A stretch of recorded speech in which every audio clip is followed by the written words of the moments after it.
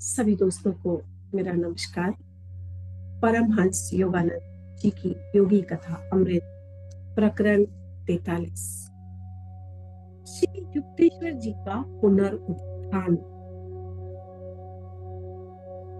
श्री कृष्ण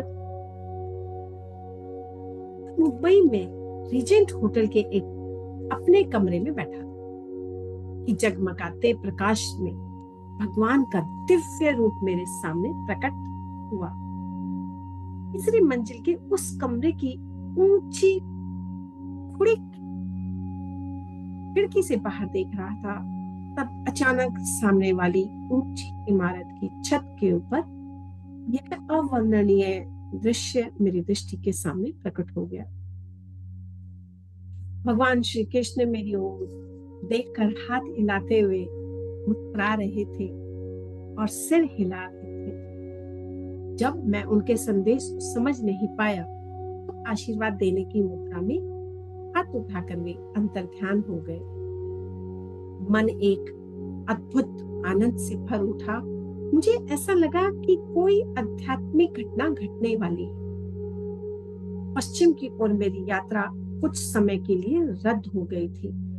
कोलकाता और पुरी वापस जाने के पहले मुंबई में मेरे कई व्याख्यानों का आयोजन किया गया था।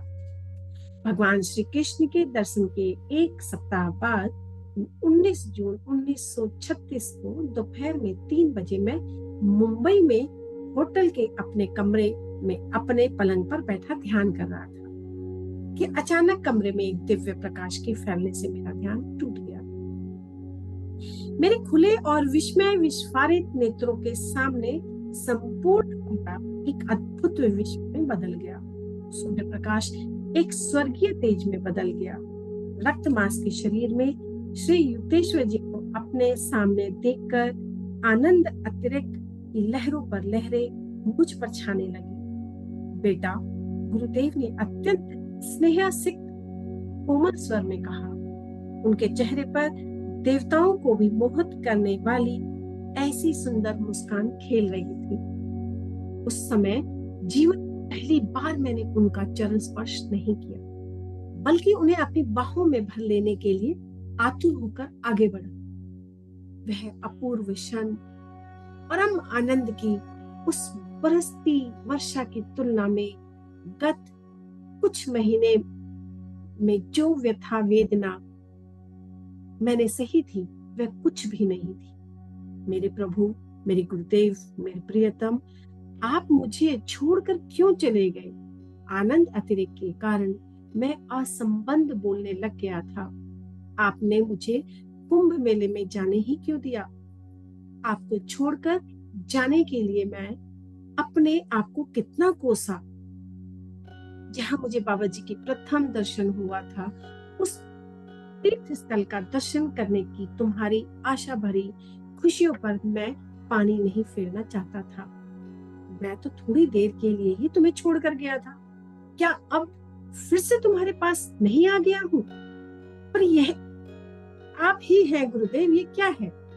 ईश्वर की वही सिंह अभी आपने जो शरीर धारण किया है, वह क्या बिल्कुल सही उसी शरीर के समान है जिसे मैंने पुरी के निर्दय बालू में समाधिस्थ कर दिया था?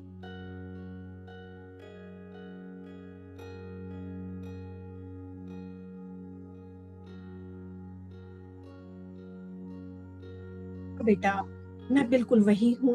यह रक्त मांस का शरीर है और मेरी दृष्टि में यह शरीर केवल आकाश तत्व का इथरेल है, परंतु तुम्हारी दृष्टि के लिए यह जड़ देह है।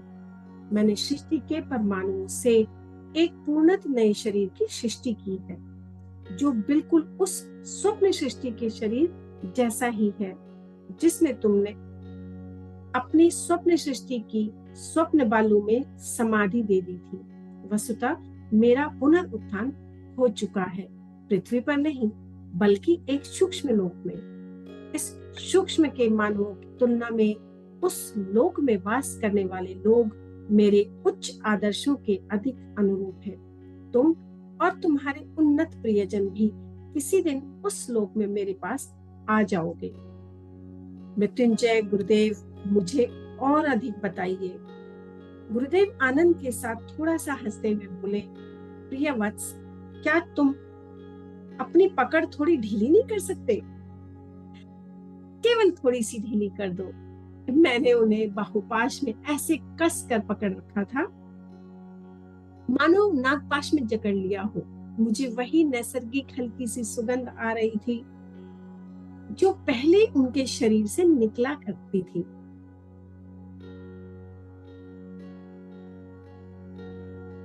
जब कभी उन महान क्षणों की मुझे याद आती है तो अब भी अपने हाथों के अंदरूनी हिस्सों में और हथेलियों में उनके दिव्य शरीर के उस रोमांचकारी स्पर्श को मैं अनुभव करता हूँ।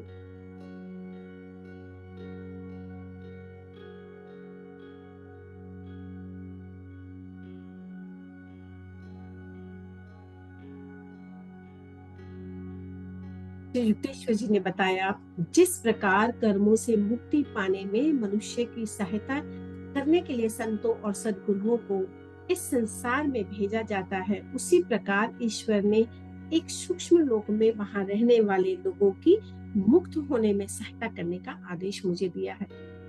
उस लोक को हिरण्य लोक कहते हैं। वहां मैं उन्नत आत्माओं की सूक्ष्म जगत के कर्मों से मुक्ति पाने में और इस प्रकार सूक्ष्म जगत में बार बार पुनर्जन्म से मुक्त होने में सहायता करता हूँ। हिरण्य लोक की अधिकतर निवासी आध्यात्मिक दृष्टि से अत्यंत उन्नत है। उन सब ने इस पृथ्वी पर अपने आखिरी जन्म में मृत्यु के समय सचेत रहते हुए जड़ देह का त्याग करने की ध्यान प्रदत्त सामर्थ्य प्राप्त कर ली थी। पृथ्वी पर रहते जब तक कोई सर्व विकल्प समाधि से आगे जाकर निर्विकल्प समाधि में स्थित नहीं होता, तब तक वह हिरण्य लोक में प्रवेश नहीं कर सकता। हिरण्य लोक के वासी उन साधारण सूक्ष्म लोकों से पहले ही पार हो चुके होते हैं, जहां पृथ्वी के प्राय सभी वासियों को मृत्यु उपरांत जाना पड़ता है। वहां उन्होंने सूक्ष्म लोकों के अपने गत कर्मों के बीज नष्ट कर डाले होते हैं।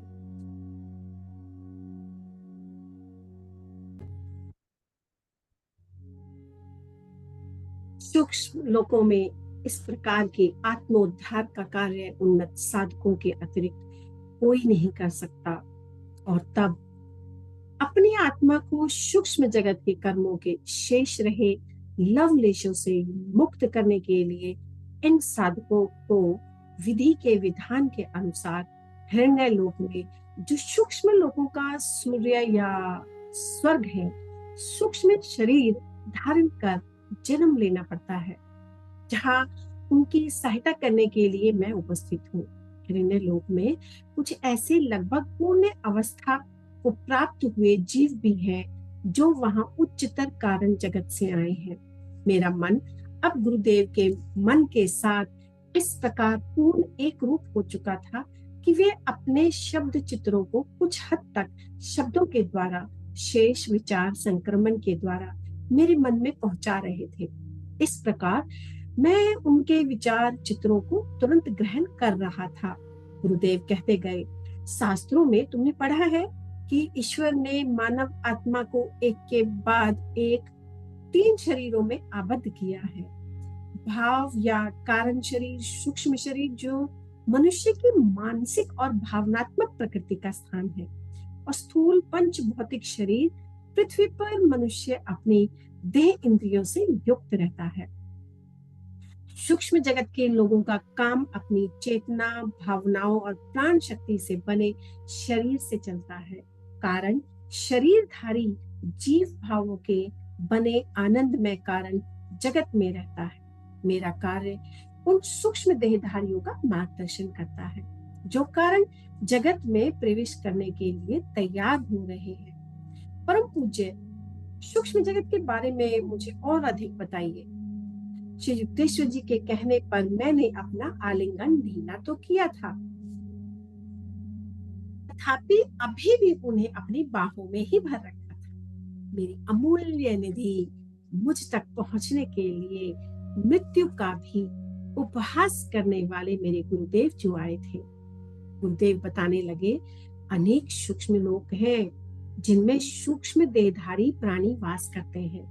ये सूक्ष्म लोकवासी एक ग्रह से दूसरे ग्रह जाने के लिए सूक्ष्म विमानों या प्रकाश के पिंडों का उपयोग करते हैं, जो विद्युत शक्ति या रेडियोधर्मी शक्तियों, रेडियो एक्टिव एनर्जी से भी अधिक गति हो जाते हैं, से भी ज्यादा तेज हो जाती है। प्रकाश और रंगों के सूक्ष्म स्पंदनों से बना सूक्ष्म जगत भौतिक सृष्टि से सैकड़ों गुना बड़ा है।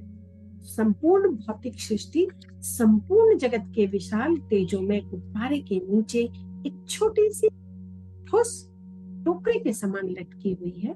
जिस तरह अंतरिक्ष में अनेक सूर्य और तारे भ्रमण कर रहे हैं, उसी तरह सूक्ष्म जगत में भी अनेक सूक्ष्म सौर मंडल, सूक्ष्म नक्षत्र मंडल है और वहां के ग्रहों के भी सूक्ष्म सूर्य और सूक्ष्म चंद्र है, जो भौतिक सृष्टि के सूर्य चंद्रों से कहीं अधिक सुंदर है। सूक्ष्म जगत के ये सूर्य चंद्र ध्रुवीय प्रकाश के समान दिखते हैं। सूर्य का तेज चंद्र के तेज से अधिक दीप्तिमान होता है। वहां के दिन और रात पृथ्वी के दिन और रात से अधिक लंबे होते हैं। सूक्ष्म जगत असीम, सुंदर, स्वच्छ, शुद्ध और सुव्यवस्थित है। वहां कोई निर्जीव ग्रह या बंजर भूमि नहीं है। खरपतवार, बैक्टीरिया, कीड़े मकोड़े, सांप आदि पृथ्वी के अभिशाप वहां नहीं है।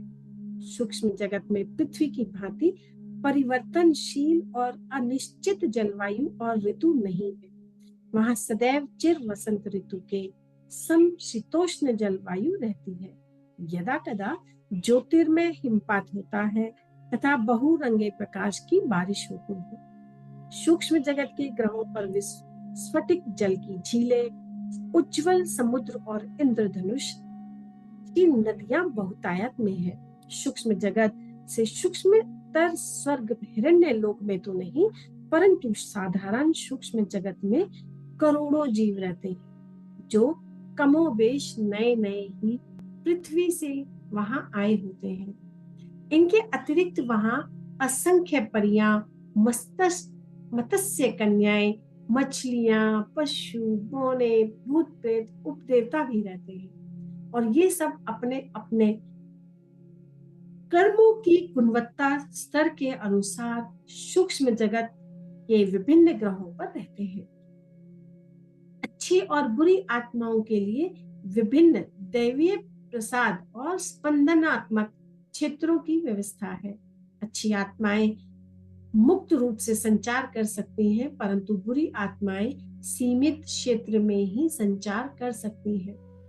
जिस प्रकार इस पृथ्वी की भूमि पर मानव रहते हैं, मिट्टी के अंदर कृमि रहते हैं, पानी में मछलियां रहती हैं और हवा में पक्षी रहते हैं, उसी प्रकार सूक्ष्म जगत के विभिन्न श्रेणियों के जीव अपनी अपनी योग्यता के अनुसार विभिन्न प्रकार के स्पंदनात्मक क्षेत्रों में वास करते हैं। विभिन्न सूक्ष्म लोकों से निष्कासित होकर आए हुए पतित देवताओं के बीच संघर्ष और युद्ध होता है, जिसमें वे प्राणा अणुओं के बम या मानसिक मंत्र शक्ति की स्पंदनात्मक किरणों का प्रयोग करते हैं। ये जीव निम्न सूक्ष्म जगत के अंधकार में लोकों में रहते हैं और वहां अपने बुरे कर्मों का फल भोगते हैं। सूक्ष्म जगत के इस अंधकार में कारागार के ऊपर के विस्तृत लोकों में सब कुछ तेजों में और सुंदर है। सूक्ष्म जगत ईश्वर की तथा पूर्णता प्राप्ति की योजना के साथ पृथ्वी की अपेक्षा अधिक स्वाभाविक तालमेल रखता है। सूक्ष्म जगत की प्रत्येक वस्तु मुख्यतः ईश्वर की इच्छा और अंशतः सूक्ष्म जगत वासियों की इच्छा के आह्वान से प्रकट होती है। ईश्वर ने पहले ही से जो कुछ भी बना रखा है, उसके आकार या रूप को निखारने की शक्ति उनमें है।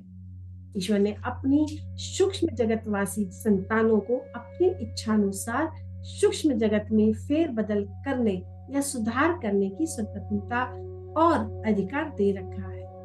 पृथ्वी पर किसी ठोस पदार्थ को द्रव पदार्थ या किसी दूसरे रूप में केवल प्राकृतिक या रासायनिक क्रियाओं के द्वारा ही परिवर्तित किया जा सकता है।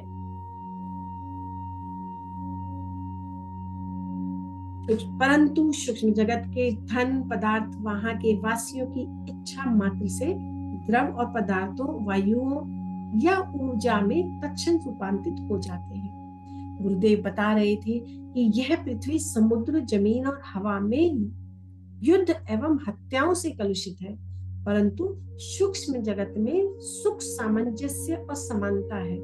सूक्ष्म जगतवासी अपनी इच्छा अनुसार रूप धारण कर सकते हैं या उसे विसर्जित कर सकते हैं। पुष्प या मछली या पशु की कुछ समय के लिए सूक्ष्म जगत के पुरुषों का रूप ले। सूक्ष्म जगत के सभी जीवों को भी रूप धारण करने की स्वतंत्रता है।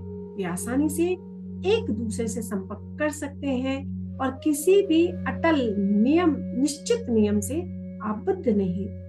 उदाहरणार्थ, सूक्ष्म जगत के किसी भी वृक्ष को सूक्ष्म जगत, यह आम या अन्य कोई भी फल, फूल या अन्य कोई भी वस्तु जिसकी इच्छा हो उत्पन्न करने के लिए कहा जा सकता है, वह करे।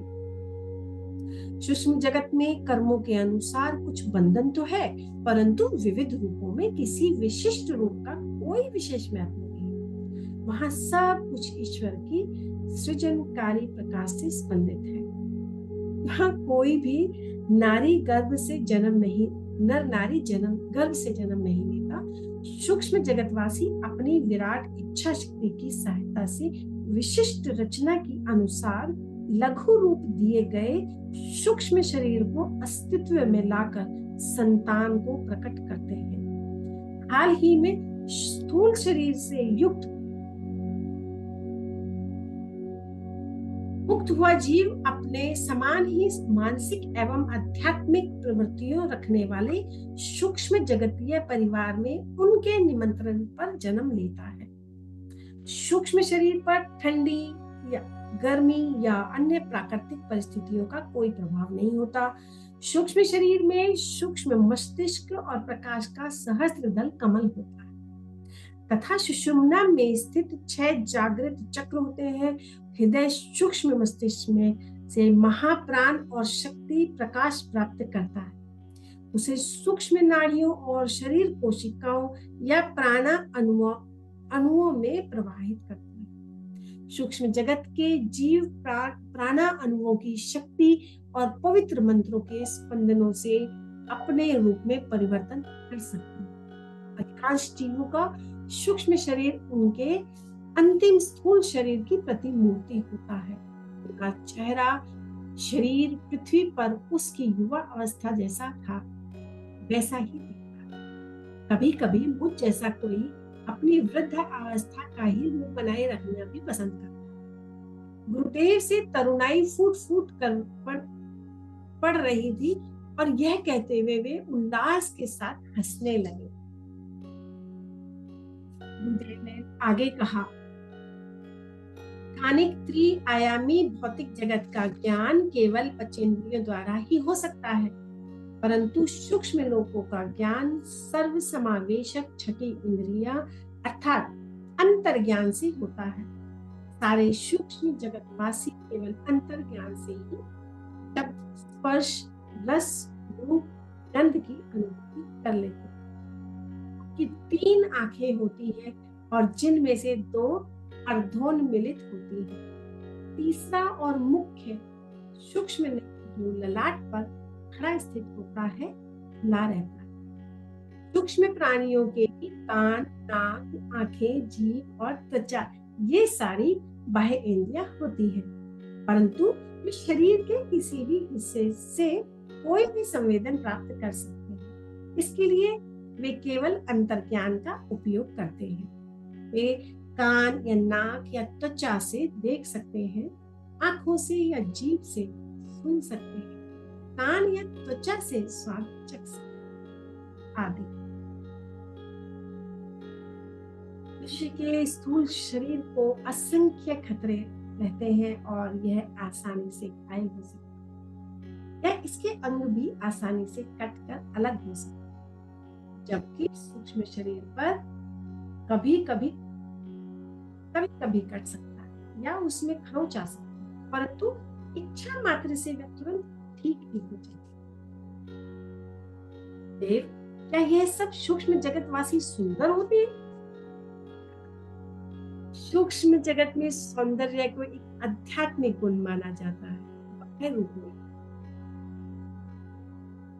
श्री युक्तेश्वर जी ने कहा, इसलिए सूक्ष्म जगत के लिए चेहरे को अधिक महत्व नहीं देते, परंतु जब चाहे अपनी इच्छा अनुसार वे नया सुंदर शरीर धारण कर सकते हैं। जिस प्रकार धरती के लोग उत्सव समारोह के अवसर पर नए वस्त्र अलंकार धारण करते हैं, उसी प्रकार सूक्ष्म जगत के लोग खासकर अवसरों पर विशेष प्रकार के शरीर धारण करते हैं।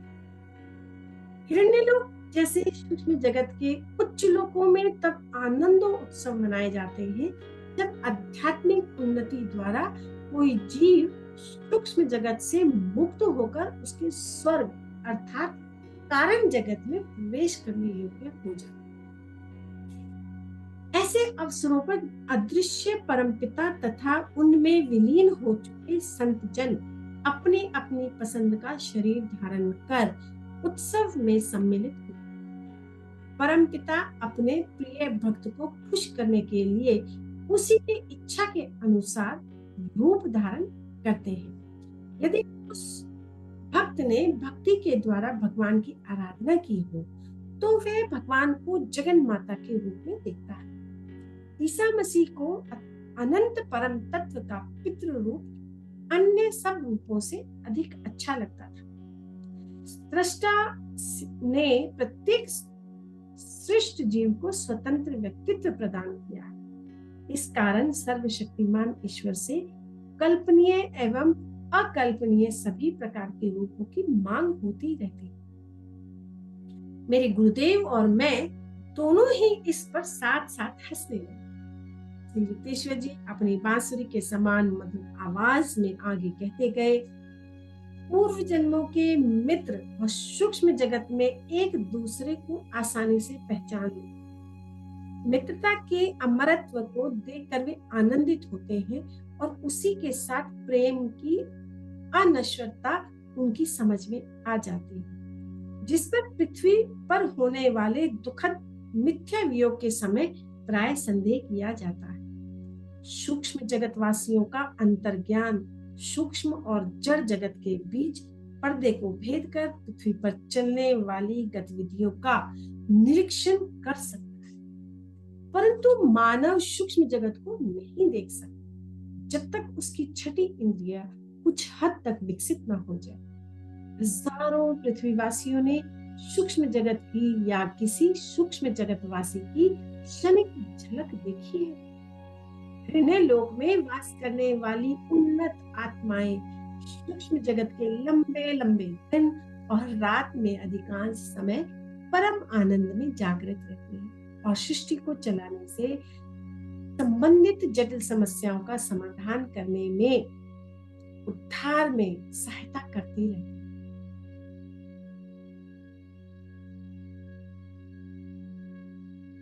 समाधान मतलब जटिल समस्याओं का समाधान करने में जो राह भटके लोगों को, जो पृथ्वी पर वास करने वाली आत्माओं का उद्धार करती है। जब कभी हिरण्य लोकवासी सोते हैं, सामान्यतः उनके मन उच्चतम निर्विकल्प समाधि के परमानंद की स्थित अवस्था में मग्न रहते। सूक्ष्म जगत के सभी लोकों में वास करने वाले जीवों को भी मानसिक यातनाएं हो सकती हैं। हिरण्य लोक जैसे उच्च लोकों में रहने वाले उन्नत जीवों के कोमल मन को यदि उनसे आचरण में या सत्य अनुभूति में कोई भूल हो जाए तो अत्यंत दुख होता है। ये उन्नत जीव अपनी प्रत्येक कृति और प्रत्येक विचार को आध्यात्मिक नियम के दोषहीन सर्वांग पूर्णता के साथ तालमेल में रखने का प्रयास करते हैं। सूक्ष्म जगतवासियों के बीच परस्पर संपर्क या विचारों का आदान प्रदान पूर्णतः सूक्ष्म चार संक्रमण यानी कि एस्ट्रल टेलीपैथी और सूक्ष्म दूरदर्शन द्वारा ही चलता है। लिखित और उच्चारित शब्दों से उत्पन्न होने वाली जिन गलत फहमियों और संभ्रमों का सामना पृथ्वीवासियों को करना पड़ता है, उस सब का सूक्ष्म जगत में पूर्ण अभाव है। इस प्रकार सिनेमा के पर्दे पर प्रकाश के चित्रों के माध्यम से लोग चलते फिरते और काम करते दिखाई देते हैं, पर वे वहां श्वास नहीं ले रहे होते। इसी प्रकार सूक्ष्म जगत के लोग प्रज्ञा से निर्देशित और समन्वित प्रकाश मूर्तियों के चलते फिरते और काम करते हैं। उन्हें ऑक्सीजन से शक्ति ग्रहण करने की आवश्यकता नहीं होती। मानव जीवित रहने के लिए ठोस पदार्थों, द्रव पदार्थों, वायु, प्राण शक्ति पर निर्भर रहता है, परंतु सूक्ष्म जगत के लोग मुख्यतः दिव्य प्रकाश से जीवित रहते हैं। गुरुदेव, क्या सूक्ष्म जगतवासी कुछ खाते पीते हैं? मैं अपने मन, हृदय और आत्मा तीनों की सारी ग्रहण क्षमता एकत्रित कर गुरुदेव के अद्भुत वर्णन का रसपान कर रहा था। सत्य की अतीन्द्रियां अनुभूतियां सदा के लिए वैसी ही रहती हैं, उनमें कभी परिवर्तन नहीं होता, जबकि छिछली इंद्रियां अनुभूतियां और मन पर पड़ने वाली उनकी छाप कभी क्षण भंगुर या तुलनात्मक वास्तविकता से अधिक कुछ नहीं होती और उनकी स्मृति जल्द ही धुंधली हो जाती है। मेरे गुरु के शब्दों की इतनी गहरी छाप मेरे सारे अस्तित्व को के पटल पर अंकित हो गई और कभी भी किसी समय अपने मन को अतीन्द्रियों या उच्च अवस्था में ले जाकर मैं उस दिव्य घटना को फिर से पूर्ण रूप से अनुभव कर सकता। तेजस्वी किरणों के समान दिखने वाली सब्जियां सूक्ष्म जगत की भूमियों में बहुतायत में होती है।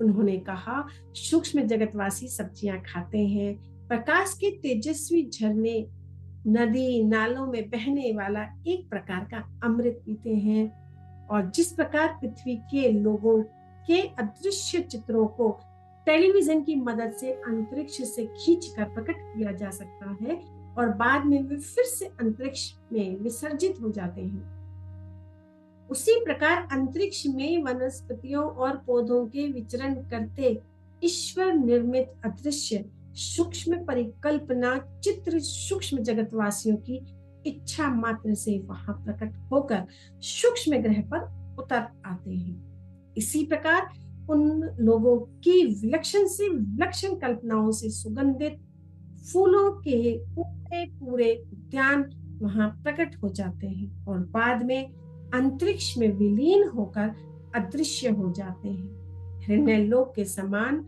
स्वर्ग लोकों के वासी तो खाने पीने की किसी आवश्यकता से लगभग पूर्णतः मुक्त ही होते हैं, परंतु कारण जगत में रहने वाली लगभग पूर्णतः मुक्त आत्माएं ऐसी किसी भी आवश्यकता से और अधिक मुक्त होती है।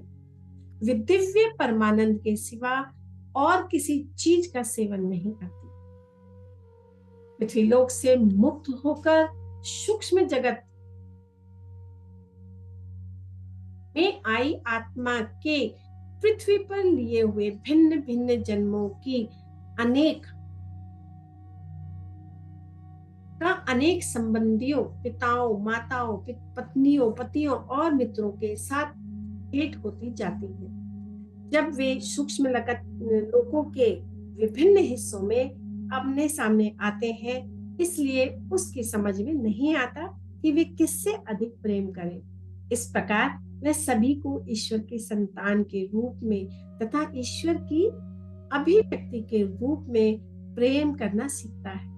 सूक्ष्म लोक में आने से पहले पृथ्वी लोक पर बिताए गए जन्म में विकसित हुए कुछ नए गुणों के अनुसार किसी आत्मा के बाह्य रूप में परिवर्तन आ भी गया हो, तब भी सूक्ष्म जगतवासी अपने अचूक अंतर्ज्ञान की सहायता से उन सभी प्रियजनों को पहचान लेते हैं जो दूसरे लोगों में बिताए गए उनके किसी जीवन में उन्हें कभी थे और सूक्ष्म जगत में उनके नए घर में उनका स्वागत करते हैं। सृष्टि के प्रत्येक परमाणु को अमिट स्वतंत्र अस्तित्व की देन सृष्टा से मिलती है।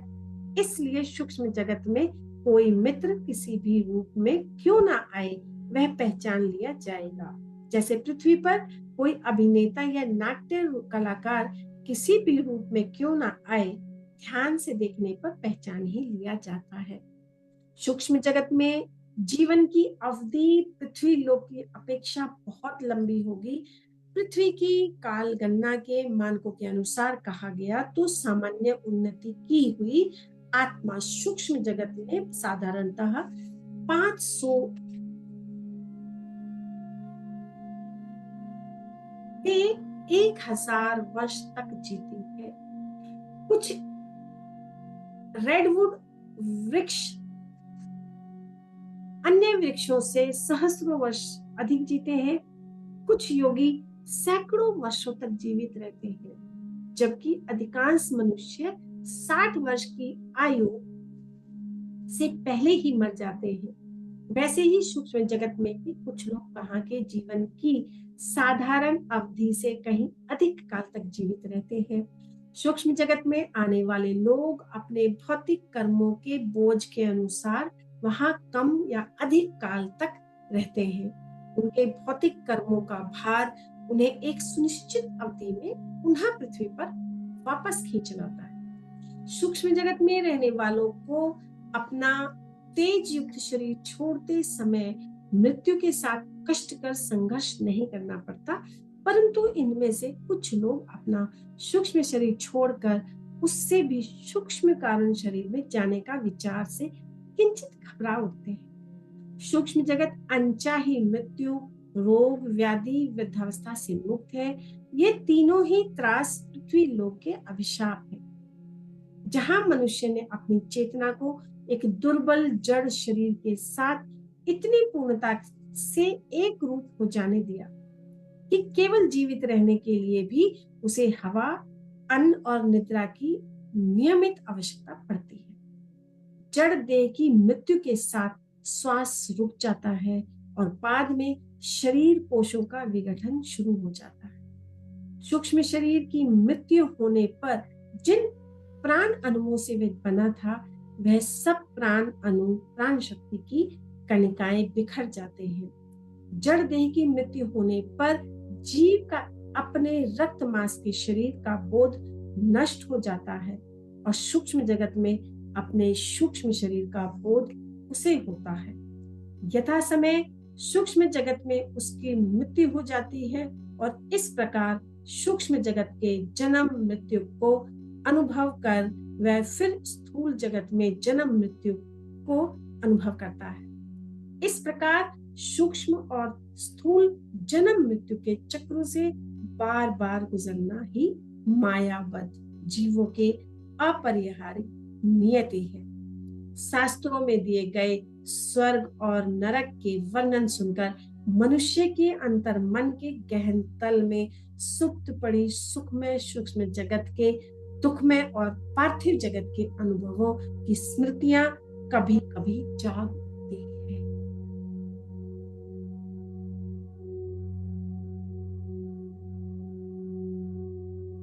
मैंने पूछा, गुरुदेव, पृथ्वी लोक में और सूक्ष्म जगत में, कारण जगत में जो पुनर्जन्म होते हैं, उनमें क्या फर्क है? यह जरा अधिक विस्तार से बताएंगे? गुरुदेव ने बताना शुरू किया। पृथक आत्मा के रूप में मनुष्य मूलतः कारण शरीरधारी आत्मा है। यह कारण शरीर 35 बीज रूप भावों का गर्भ स्थान है। इन 35 बीजों में से ही वे 35 मूल भाव शक्तियां या कारक विचार शक्तियां विकसित हुई, जिनसे विधाता ने बाद में 19 तत्वों वाले सूक्ष्म शरीर तथा 16 तत्वों वाले स्थूल शरीर का सृजन किया। सूक्ष्म शरीर के 19 तत्व मनों में, भाव में, प्राण में ये 19 तत्व हैं। बुद्धि, अहंकार, चित्त, मनस, इंद्रिय चैतन्य, पंच ज्ञान इंद्रियां जो शब्द, स्पर्श, रूप, रस, रूप, गंध की इंद्रियों के सूक्ष्म रूप है। पंच कर्मेंद्रियां जो प्रजनन, मल विसर्जन, वाणी, चलने फिरने, कौशल प्रकट करने की क्षमता का कार्य वहन करने में मानसिक संदेशों के आदान प्रदान का कार्य करती है, तथा पंच प्राण में जो शरीर में चयापचय या रस प्रक्रिया का अन्न के विघटित तत्वों को शरीर में आत्मसात करने का, रसों को शरीर की आवश्यकता अनुसार घन रूप में परिवर्तित करने का, मल निस्सारण का, रक्त संचारण का कार्य करते हैं। इन 19 तत्वों से बना यह सूक्ष्म शरीर 16 रासायनिक तत्वों से बने स्थूल शरीर के बाद मृत्यु के बाद भी जीवित है। ईश्वर ने अपने भीतर ही विविध योजनाएं बनाई और उन्हें स्वप्नों में प्रत्यक्ष रूप दिया, और इस प्रकार माया शैक्षिकता के अपने अनंत विराट आभूषणों से सज धज कर प्रकट हुई। कारण शरीर के 35 भाव श्रेणियों में ईश्वर ने मनुष्य के सूक्ष्म शरीर से संबंधित 19 और स्थूल शरीर से संबंधित 16 भावों के सर्वांगीण पहलुओं को विस्तृत रूप से अंतर्निहित रखा। स्पंदित होती हुई शक्तियों को पहले सूक्ष्म रूप से फिर स्थूल रूप से स्थिर करते हुए सघन बनाकर ईश्वर ने मनुष्य का पहले सूक्ष्म शरीर बनाया और फिर स्थूल शरीर, जिस आप सापेक्षता के नियम के कारण एकमात्र परम शुद्ध बाह्य ने अनेक रूप धारण कर लिए, उसी नियम की वजह से कारण जगत और कारण शरीर सूक्ष्म जगत तथा सूक्ष्म शरीर से भिन्न है, और इसी प्रकार स्थूल जगत और स्थूल शरीर भी सृष्टि के अन्य रूपों से भिन्न है। रक्त मांस का शरीर सृष्टा के स्थिर मूर्त स्वप्न से बना है, और पृथ्वी पर द्वैत युगल सदा ही विद्यमान रहते हैं। जैसे स्वास्थ्य, रोग, सुख, दुख, हानि, लाभ मनुष्य देखते हैं, त्रिआयामी स्थूल जगत में वे सीमाओं और प्रतिरोधों से आबद्ध है, और मनुष्य की जीवित रहने की इच्छा को जब रोग अन्य कारणों से गहरा धक्का लगता है, तब मृत्यु का आगमन होता है। स्थूल शरीर का बोझिल चोला कुछ देर के लिए उतर जाता है, परंतु इस अवस्था में भी आत्मा सूक्ष्म तथा कारण शरीरों में आबद्ध रहती है। तीनों शरीरों को एक साथ पकड़कर रखने वाली शक्ति है मनुष्य की इच्छा। अतृप्त इच्छाओं की शक्ति ही मनुष्य की दास्ता की जड़ है। भौतिक वासनाओं की जड़ अहंकार और इंद्रिय सुख में निहित है। इंद्रिय सुख की लालसा और विवशता सूक्ष्म जगत की अनुवृत्तियों के कारण जगत की अनुभूतियों से संबंधित आकर्षण शक्ति से अधिक बलवान होती है। सूक्ष्म जगत में उपभोग स्पंदनों के अर्थ में होता है, और सूक्ष्म जगतवासी ब्रह्मांडों के सूक्ष्म आकाशीय संगीत का आनंद लेते हैं, और यह देखकर मंत्रमुग्ध हो जाते हैं कि समस्त सृष्टि परिवर्तनशील प्रकाश की ही अनंत अभिव्यक्तियां हैं। सूक्ष्म जगत के लोग प्रकाश के गंध, रस और स्पर्श का अनुभव करते हैं। इस प्रकार सूक्ष्म जगत में इच्छा वासनाओं का भोग कर पाना उस जीव की प्रकाश को सब उपभोग वस्तुओं और अनुभवों के रूप में और अपने विचारों या स्वप्नों की सघन रूप में प्रकट कर पाने की क्षमता से संबंधित है। कारण जगत में इच्छाओं की पूर्ति अनुभूतियों से ही हो जाती है। कारण जगत में वास करने वाली मुक्त प्राय आत्माएं जो केवल कारण शरीर में आबद्ध हैं, समस्त सृष्टि को ईश्वर की स्वप्न कल्पनाओं के साकार रूप मात्र में देखती हैं, अतः वे भी अपने विचार मात्र से कुछ भी प्रकट कर सकते हैं। इसलिए कारण जगतवासी जड़ इंद्रियां अनुभूतियों को इस या सूक्ष्म जगत की सुख अनुभूतियों को हीन और आत्मा की शुद्ध अनुभूतियां क्षमताओं के लिए घुटनकारी मानते हैं। कारण जगत के जीव अपनी इच्छाओं को तत्क्षण मूर्त रूप देकर निःशेष कर देते हैं। जो स्वयं को केवल कारण शरीर के अत्यंत सूक्ष्म आवरण से ढके पाते हैं, वे सृष्टा की तरह ही ब्रह्मांडों की उत्पत्ति कर सकते हैं। क्योंकि समस्त सृष्टि विराट स्वप्न तंतुओं से ही बनी हुई है, अंतःकरण शरीर के अत्यंत पतले आवरण में आबद्ध आत्मा में विराट शक्तियां होती हैं। आत्मा अदृश्य है। जब वह शरीर में या शरीरों में होती है, तभी उसके अस्तित्व का पता चल सकता है। शरीर के होने का अर्थ ही यह है कि उसमें अभी अतृप्त इच्छाएं हैं। जब तक मनुष्य की आत्मा 1, 2 या 3 देह घटों में बंद है, उन घटों पर अज्ञान का तथा इच्छा वासनाओं के ढक्कन लगे हुए हैं। तब तक वे ब्रह्म सागर में विलीन नहीं हो सकती। जब स्थूल देह घट को मृत्यु का घन तोड़ देता है, तब भी सूक्ष्म शरीर और कारण शरीर के 2 घटों में आत्मा बंद रहती है। इसलिए वह सर्वव्यापी जीवन सागर परम तत्व में विलीन नहीं हो सकती। जब ज्ञान के द्वारा इच्छा रहितता आती है, तब उसकी शक्ति शेष 2 घटों को तोड़ देती है और इस प्रकार आखिर नन्ही सी मानव आत्मा मुक्त हो जाती है।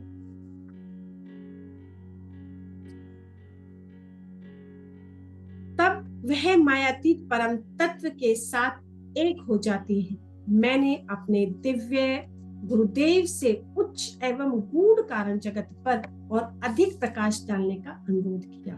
उन्होंने बताया कि कारण जगत वर्णन अतीत रूप से सूक्ष्म है और उस जगत को समझ पाने के लिए मनुष्य को एकाग्रता की इतनी विराट शक्ति की आवश्यकता होगी कि वह अपनी आंखें बंद करके समस्त सूक्ष्म जगत और स्थूल जगत को, उस अति विशाल ज्योतिर्मय गुब्बारे को और उसके नीचे लटकती उस ठोस टोकरी को मन की आंख से देख सके, यह जान सके कि उन दोनों विश्वों का अस्तित्व केवल कल्पना में ही है। और इस अति मानवीय एकाग्रता के द्वारा यदि कोई इन 2 विश्वों को उनकी सारी जटिलताओं समेत केवल कल्पनाओं में परिणत कर सका, तो तब वह कारण जगत में पहुंच जाएगा और मनो तथा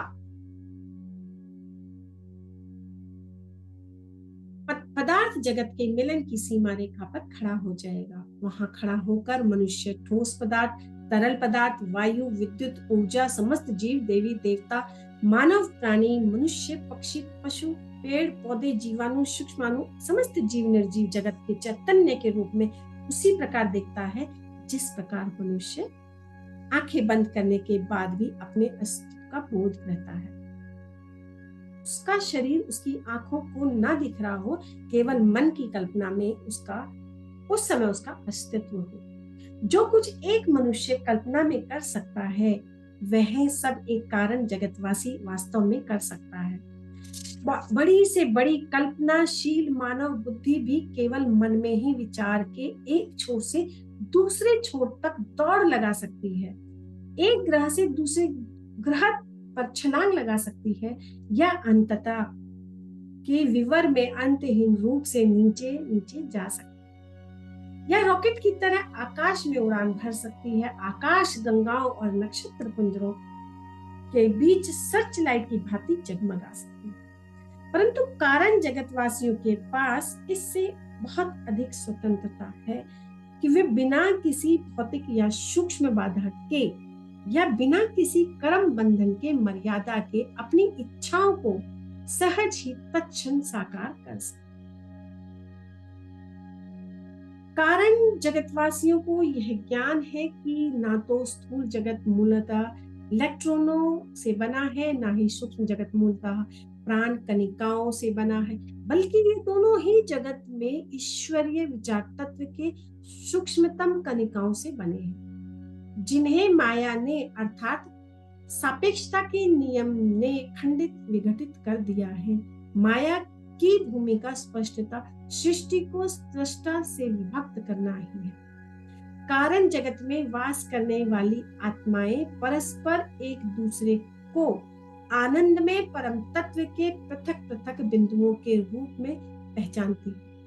कारण जगतवासी अपने शरीरों और विचारों के बीच केवल कल्पनाओं का ही अंतर देखते हैं। जिस प्रकार कोई मनुष्य अपनी आंखें बंद कर अपने मन की आंख से दीप्तिमान उज्जवल प्रकाश या फीकी नीली आभा देख सकता है, उसी प्रकार कारण जगतवासी अपने विचार मात्र से शब्द, स्पर्श, रस, रूप, गंध अनुभव कर सकता है।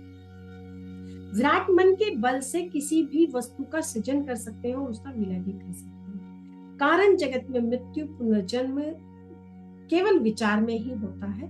कारण शरीरी जीवों का आहार केवल चिर नूतन ज्ञान अमृत है। वे शांति के झरने से पान करते हैं, अनुभूतियों की पथ रहित भूमि में विचरण करते हैं और परमानंद की अनंत सागर में तैरते हैं। वह देखो कैसे उनके उज्जवल विचार देह परम तत्व के बने कोटि कोटि ग्रहों को नवजात ब्रह्मांडों के बुलबुलों को, ज्ञान तारों को अनंत के हृदय रूपी प्रकाश में स्वप्नों की तेजी से पीछे छोड़ते हुए बहुत आगे निकल जाते हैं। कारण जगत में वास करने वाले अनेक जीव हजारों वर्षों तक वहीं रहते हैं। परमानंद की गहराइयों में अधिकाधिक उतरकर जब आत्मा मुक्त हो जाती है, तब वह अपने छोटे से कारण शरीर से बाहर निकलकर संपूर्ण कारण जगत की विशालता को व्याप्त कर लेती है। विचारों की भिन्न भिन्न भंवर शक्ति, प्रेम, इच्छा, आनंद, शांति, अंतर्ज्ञान, स्थैर्य, आत्म संयम और एकाग्रता की सारी वैशिष्ट्य प्राप्त लहरें सदा आनंद से उमड़ते परमानंद के सागर में विलीन हो जाती है। तब आत्मा को अपने आनंद की अनुभूति चैतन्य की विशिष्ट लहर के रूप में नहीं करनी पड़ती, बल्कि वे सनातन हास्य रोमांचक धड़कनों की लहरों से युक्त पूरे ब्रह्म सागर में विलीन हो जाती है। जब आत्मा शरीर कोशों से बाहर निकल जाती है तो सापेक्षता के नियम से माया से हमेशा के लिए मुक्त होकर अवर्णीय शाश्वत अस्तित्व को प्राप्त कर ले। देखो, यह सर्वव्यापकता की तितली और इसके पंखों में सूर्य, चंद्र और तारे जड़े हैं। परम तत्व के साथ एक रूप होने वाली आत्मा ईश्वर की सृष्टि स्वप्न के आनंद में मत होकर प्रकाश विहीन प्रकाश, अंधकार विहीन अंधकार, विचार विहीन विचार के प्रांत में अकेली रहती है। एक मुक्त आत्मा। विस्मय आदर में मैं बोल पड़ा। गुरुदेव कहते गए, जब मैं आत्मा और उनकी देह घटों से बाहर निकलती है, तब अपने व्यक्तित्व के खोए हुए अनंत परम तत्व के साथ एक हो जाती है। ईसा मसीह ने ईसा के रूप में जन्म लेने से पहले ही यह अंतिम मुक्ति प्राप्त कर ली। अपने अतीत की 3 अवस्थाओं में, जिनका प्रतीक स्वरूप इहलौकिक जीवन में मृत्यु और पुनरुत्थान के बीच उन्होंने 3 दिन का अनुभव किया, उन्होंने परम तत्व के साथ पूर्णतः एक रूप होने की शक्ति प्राप्त कर ली। अविकसित मनुष्य की को तीनों शरीरों से बाहर निकलने के लिए पृथ्वी सूक्ष्म जगत के कारण असंख्य जन्म लेने पड़ते हैं और अंतिम मुक्ति प्राप्त करने के वाला सिद्ध चाहे तो दूसरे लोगों को ईश्वर तक पहुंचाने के लिए पृथ्वी पर अवतार लेकर आ सकता है, या मेरी तरह सूक्ष्म जगत में ही वास कर सकता है। वहां वास करने वाले उद्धारक वहां के लोगों के कर्मों का कुछ बोझ अपने ऊपर लेकर सूक्ष्म जगत में उनके पुनर्जन्म के चक्र को समाप्त करने में और सदा के लिए कारण जगत में निकल जाने में उनकी सहायता करें। मुक्त हुई आत्मा कारण जगत में प्रवेश कर और वहां के जीवों के कारण शरीर में वास की अवधि कम कर पूर्ण मुक्ति पाने में सहायता कर सकती है। हे पुनरुत्थित आत्मन, मैं उन कर्मों के विषय में अधिक जानना चाहता हूँ जो जीवों को 3 जगतों में लौट आने के लिए विवश कर देती है। मेरे मन में विचार आ रहा था कि सदा के लिए अपने सर्वज्ञ गुरु के वचनों को सुनता ही रहूं। पृथ्वी पर उनके जीवन के दौरान मैं कभी उनसे इतना ज्ञान एक ही बार में आत्मसात नहीं कर सका था। अब पहली बार जीवन और मृत्यु के शतरंज के गूढ़ अंतरालों का सुस्पष्ट और निश्चित ज्ञान मुझे हो रहा था। देव ने आहदिक आवाज में बताना शुरू किया, जब मनुष्य सारे भौतिक कर्मों का अर्थात उसकी सारी इच्छा वासनाओं का संपूर्ण नाश हो जाए तो सूक्ष्म जगत में अखंड वास का कर सकता है। और सूक्ष्म जगत में दो प्रकार के जीव रहते हैं। जीवों के पृथ्वी लोक से संबंधित कर्म अभिशेष है, इसलिए उन्हें अपने कर्मों का ऋण चुकाने के लिए स्थूल शरीर धारण करना ही पड़ेगा। उन्हें मृत्यु और उपरांत सूक्ष्म जगत के अस्थायी निवासी कहा जा सकता है, वहां के अधिष्ठित वासी नहीं। जिन जीवों के पृथ्वी से संबंधित कर्म अभी खत्म नहीं हुए हैं, वे सूक्ष्म जगत में मृत्यु होने के बाद सृष्टि परिकल्पनाओं एवं उच्च कारण जगत में प्रवेश नहीं कर सकते। उन्हें केवल स्थूल सूक्ष्म जगत के बीच ही है और बारी बारी से उन्हें 16 स्थूल तत्वों से बने शरीर का सूक्ष्म तत्वों से बने सूक्ष्म शरीर का बोध करना रहता है। प्रत्येक स्थूल शरीर को निधन के बाद पृथ्वी लोक से आने वाला अविकसित जीव अधिकांश मृत्यु निद्रा की गहरी मूर्छा में ही रहता है। सुंदर सूक्ष्म जगत में उसे लगभग कोई बोध नहीं होता और इस प्रकार की विश्रांति के बाद ऐसा जीव आगे की शिक्षा ग्रहण करने के लिए स्थूल जगत में लौट आता है। बार बार आवागमन के द्वारा धीरे धीरे उसे सूक्ष्म लोकों का परिचय होता जाता है। दूसरी ओर सूक्ष्म जगत के सामान्य वासी और लंबे समय से वहां प्रस्थापित हो चुके वासी वे जीव हैं जो पृथ्वी इच्छा वासनाओं से हमेशा के लिए मुक्त हो चुके हैं। उन्हें पृथ्वी के निकृष्ट स्पंदनों के लौट आने की आवश्यकता नहीं। ऐसे जीवों के लिए केवल सूक्ष्म और कारण जगत ही कर्मों का क्षय करना शेष रहता है। सूक्ष्म जगत में मृत्यु होने पर ये जीव सूक्ष्म जगत से अनंत गुना सूक्ष्म सुंदर कारण जगत में जाते हैं और विधि के विधान द्वारा निर्धारण निश्चित अवधि पूरी होने पर सूक्ष्म जगत के अपने बचे हुए कर्म काटने के लिए इन उन्नत जीवों की हिरण्य लोक और सूक्ष्म जगत के किसी तत्सम उच्च लोक में नए सूक्ष्म शरीर में पुनर्जन्म होता है।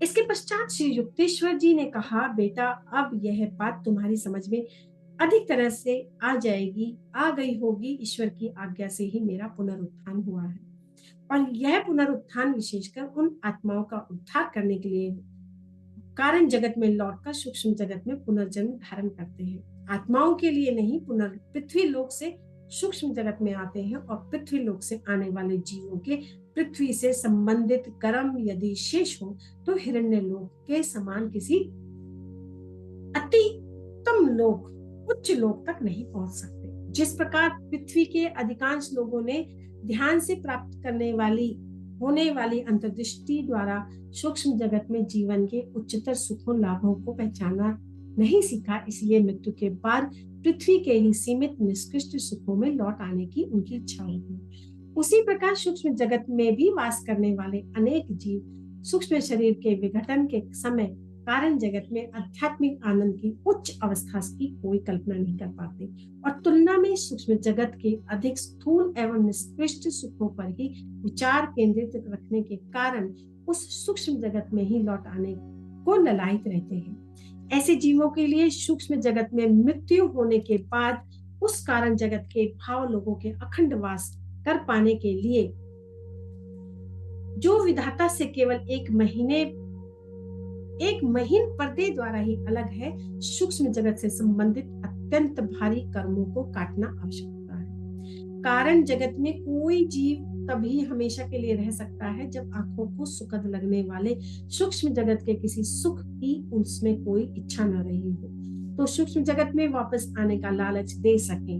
वहां कारण जगत से संबंधित कर्मों को काटने के कारण पूरा करते हुए सभी गत इच्छा वासनाओं के बीजों को पूर्ण नष्ट करते हुए खट में बंद हुई आत्मा अज्ञान के 3 ढक्कनों में से आखिरी ढक्कन को भी उछाल कर फेंक देती है और कारण शरीर रूपी आखिरी घट से बाहर निकलकर परम तत्व में विलीन हो जाती है। अब तुम्हारी समझ में आ गया?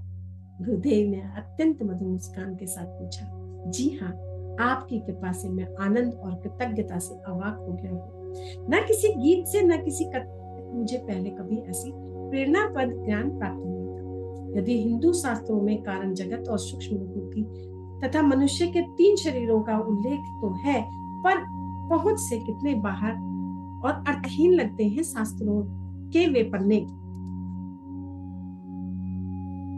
मेरे पुनरुत्थित गुरुदेव के जीवंत वर्णन के सामने उनके सचमुच कोई ऐसा क्षेत्र नहीं बचा जहां जाकर कोई लौट ना सकता हो। गुरु आगे कहते गए, मनुष्य के 3 शरीरों की अंतर्व्याप्ति उनकी त्रिविध प्रकृति के माध्यम से अनेक प्रकार की अभिव्यक्त होती है। पृथ्वी पर जागृत अवस्था में मनुष्य को अपने इन 3 माध्यमों को थोड़ा बहुत बोध रहता है। जब वह शब्द, स्पर्श, रस, रूप, गंध, इंद्रिय सुखों की प्राप्ति के प्रयास करता रहता है तो अपने जड़ शरीर के माध्यम से कार्य कर रहा होता है। कल्पना करते समय, इच्छा करते हुए मुख्यतः अपने सूक्ष्म शरीर के माध्यम से कार्य कर रहा होता है। आत्मचिंतन या ध्यान की गहराइयों में डुबकी लगाता है तो अपने कारण शरीर के माध्यम से कार्य कर रहा होता है। मनुष्य बार बार अपने कारण शरीर के संपर्क करने का अभ्यस्त है और उसी मन में दिव्य प्रतिभा के विराट विचार आते हैं। इस अर्थ में मोटे तौर पर किसी व्यक्ति को भौतिकवादी मनुष्य, स्फूर्तिवान मनुष्य या प्रतिभाशाली मनुष्य के रूप में वर्गीकृत किया जा सकता है। मनुष्य प्रतिदिन लगभग 16 घंटों तक अपनी जड़ माध्यम के साथ एक रूप होकर रहता है, फिर वह सोता है। इसमें यदि वह स्वप्न देखता है तो अपने सूक्ष्म शरीर के साथ एक रूप रहता है और सूक्ष्म जगतवासियों की भांति ही बिना किसी प्रयास के किसी भी वस्तु की सृष्टि करता है। यदि मनुष्य की नींद गहरी और स्वप्न रहित हो तो कई घंटों तक के लिए अपनी चेतना को अहम भाव को कारण शरीर स्थानांतरित कर सकता है और नव शक्ति का संचार करता है। स्वप्न दृष्टा के कारण शरीर से ही नहीं बल्कि सूक्ष्म शरीर से भी संपर्क कर पाता है। उसकी नींद पूर्णतः नव शक्ति का संचार नहीं करा सकती। जब श्री युक्तेश्वर जी यह सारा प्रेम पूर्ण व्याख्यान कर रहे थे तब मैं प्रेम के साथ उनका अवलोकन कर रहा था। मैंने कहा कि दिव्य देव, आपका यह शरीर ठीक वैसा ही दिखाई देता है जैसा तब दिखाई दे रहा था। पूरी आश्रम में अंतिम बार मैं इसके सामने रोया था। हाँ, मेरा यह नया शरीर उस पुराने शरीर के बिल्कुल तत्सम प्रतिरूप है। इच्छा अनुसार जब चाहे इस शरीर का साकार करता हूँ या विसर्जित कर देता हूँ। पृथ्वी पर अपने वास की तुलना में बहुत अधिक बार करता हूँ और शरीर को तुरंत विसर्जन कर मैं अब प्रकाश जगत के माध्यम से जगत में, स्थूल जगत में भी पहुंच जाता हूँ। और गुरुदेव मुस्कुराए, आजकल मैं तुम इतनी तेजी से यहाँ से वहां जा रहे हो, परंतु तुम्हें मुंबई में ढूंढ निकालने में मुझे कोई दिक्कत नहीं हुई। ओ गुरुदेव, आपकी मृत्यु पर मैं इतना गहरा शोक कर रहा था। ओ, मेरी मृत्यु हुई ही कहाँ है। इसमें कुछ परस्पर विरोधाभास नहीं है। युक्तेश्वर जी के नेत्रों में प्रेम और मनोरंजन की चमक आ गई। उन्होंने फिर कहना शुरू किया, पृथ्वी पर तुम केवल स्वप्न देख रहे थे और पृथ्वी पर तुमने अपने स्वप्न शरीर को देखा। बाद में उस स्वप्न शरीर को तुमने समाधि दे दी और उससे सूक्ष्म में मेरा यह मांस का शरीर जिसे तुम देख रहे हो, अभी भी जिसे तुमने इतना कसकर बाहों में भर रखा है, अधिक सूक्ष्म एक लोक में पुनरुत्थित हुआ है। किसी दिन इस सूक्ष्म शरीर का और उस सूक्ष्म लोक का भी अंत हो जाएगा। ये भी सदा के लिए नहीं है। स्वप्न के सभी बुलबुलों को जागृति के एक अंतिम स्पर्श से फूट जाना होगा। बेटा योगानंद, स्वप्नों और सत्य के बीच में के भेद को जानो, समझो। इस वेदांती पुनरुत्थान के विचार से मैं आश्चर्य से भर उठा और मुझे अपने आप पर लज्जा आई और मुझे पूरी में गुरुदेव के निष्प्राण शरीर को देखकर उन पर दया आई थी। आखिर अब मेरी समझ में आ गया कि मेरे गुरुदेव सदा ही ईश्वर में जागृत थे और उनके लिए पृथ्वी पर उनका जीवन, मृत्यु और पुनरुत्थान सृष्टि के विराट स्वप्न के ईश्वर कल्पनाओं में खेल से अधिक कुछ था ही नहीं। अब मैं अपने शरीर, मृत्यु और पुनरुत्थान की वास्तविकता बता दी है। योगानंद, मेरे लिए शोक मत करो, बल्कि ईश्वर के स्वप्न में रचित मनुष्य की इस पृथ्वी से ईश्वर के स्वप्न में ही रचित सूक्ष्म सबको बताओ।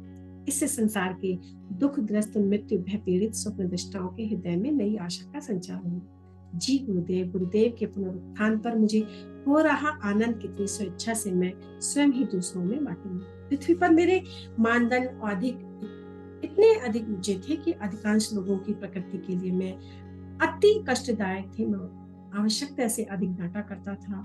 तुम मेरी कसौटी पर खरे उतरे। मेरी सारी डांट फटकार के बादलों के बीच से तुम्हारा प्रेम चमकता ही रहा।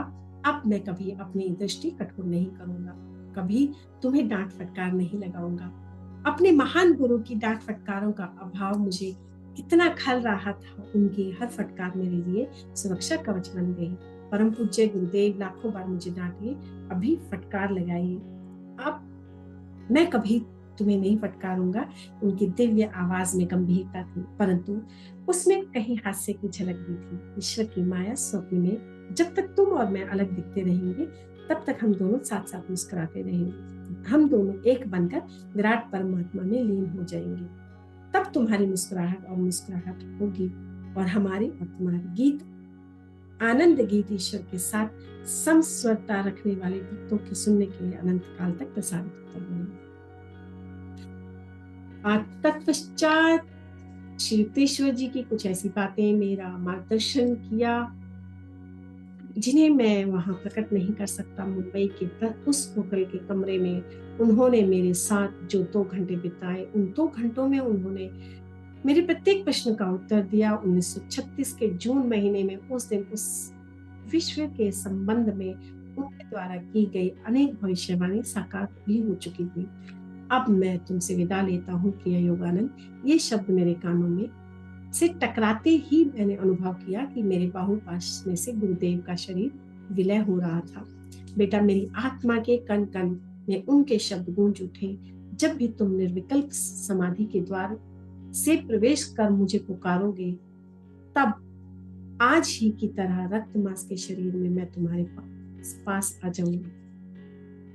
यह दिव्य वचन देकर श्री युक्तेश्वर जी मेरी दृष्टि से ओझल हो गए। बादलों की ध्वनि से एक आवाज बार बार संगीत में गर्जन कर रही थी, सबसे कह दो, जो कोई भी निर्विकल्प समाधि में यह जान लेगा कि तुम्हारी पृथ्वी पर ईश्वर का ही एक स्वप्न मात्र है और ईश्वर के इससे भी सूक्ष्म स्वप्न निर्मित हिरण्य लोक में आ सकता है, वह पूरी की तरह पृथ्वी लोक के मेरे शरीर के समान ही शरीर में मुझे पुनरुत्थित देख कर सकता है।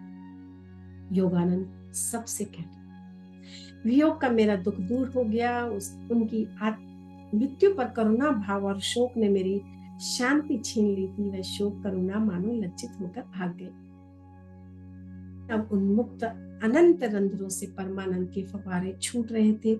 बहुत समय से अप्रयुक्त रहने के कारण रुद्र और रंध्र परमानंद की तेज पाठ से पवित्र और बड़े होते गए।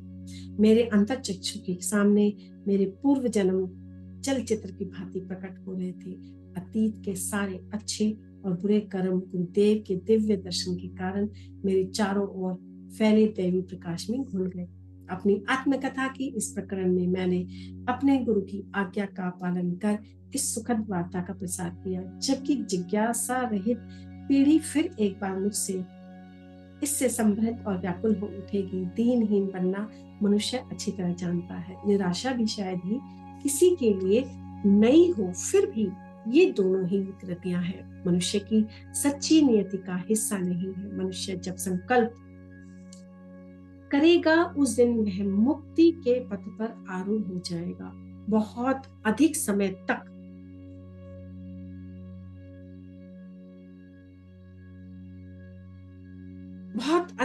तक उसने तुम मिट्टी हो, मिट्टी में मिल जाओगे का उपदेश करने वाले की निराशावाद से लथपथ उपदेशों को सुन लिया और अजय आत्मा की ओर कभी ध्यान ही नहीं दिया। पुनरुत्थान द्वारा प्रकट होने वाले गुरुदेव के दर्शन कर पाने वाला मैं अकेला ही नहीं था। श्री युक्तेश्वर जी के शिष्यों में एक वृद्ध महिला थी जिन्हें प्यार से लोग माँ कहते थे। उनका घर पुरी में आश्रम के ही निकट था। गुरुदेव जब सुबह घूमने जाते थे तब प्राय उनसे बातचीत करने के लिए थोड़ी देर रुकते थे। 16 मार्च 1936 के दिन शाम को माँ ने आश्रम में पहुंचकर अपने गुरु से मिलने की इच्छा व्यक्त की। आपको मालूम नहीं, गुरुदेव के स्वर्गवास को तो 1 सप्ताह हो गया है। पुरी आश्रम के प्रभारी स्वामी सेवानंद ने उनकी ओर खिन्न वदन से देखते हुए कहा, हो ही नहीं सकता। उन्होंने मुस्कुराते हुए कहा, नहीं। सेवानंद ने गुरुदेव के शरीर को समाधि दिए जाने का सविस्तार वर्णन किया।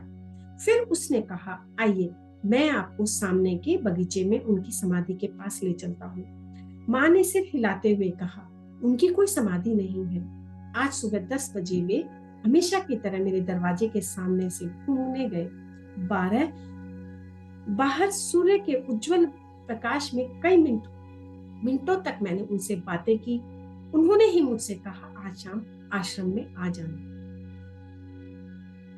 मैं आ गई हूँ। मेरे बूढ़े सफेद सर को आशीर्वाद प्राप्त हो। अमर गुरु मुझे बता देना चाहते थे कि किस दिव्य शरीर में उन्होंने आज सुबह मुझे दर्शन दिया था। विस्मय चकित सेवानंद ने उनके चरणों में प्रणाम करते हुए कहा, माँ, मेरे हृदय पर से शोक का कितना भारी बोझ आपने दूर कर दिया। उनका पुनरुत्थान हो गया। तो मास्टर्स, प्रकरण 43 का समापन, शेष भाग कल। Thank you, thank you, thank you.